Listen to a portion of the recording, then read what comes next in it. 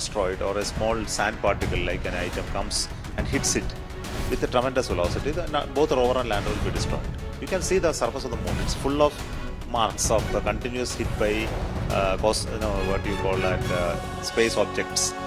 ये बयान सुना आपने? ये बयान है इसरो चीफ एस सोमनाथ का।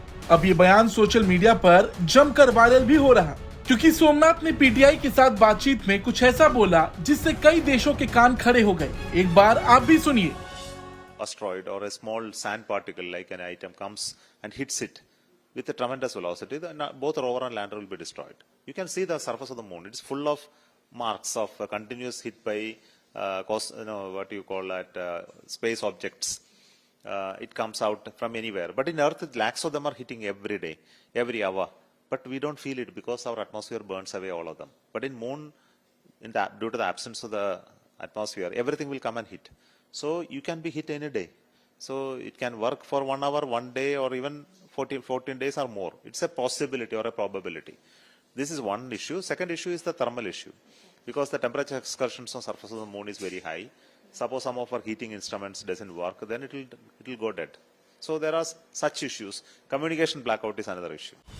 बता दें 23 अगस्त को भारत ने चांद पर चंद्रयान 3 की सफल लैंडिंग करके इतिहास रच दिया था। पूरे विश्व में भारत की इस कामयाबी का डंका बजा। चांद की सतह पर कदम रखने वाला भारत दुनिया का चौथा देश और चांद के दक्षिणी ध्रुव पर कदम रखने वाला पहला देश बन गया। और उसी के बाद इसरो के प्रमुख एस सोमनाथ का ये बयान वायरल हो गया है, जिसमें उन्होंने चंद्रयान 3 के मिशन पूरा होने से पहले नष्ट होने की आशंका जताई थी। बता दें चंद्रयान 3 का लैंडर 23 अगस्त को शाम 6:04 पर चांद पर उतरा था। इसके 2 घंटे और 26 मिनट बाद रोवर भी इससे बाहर आ गया।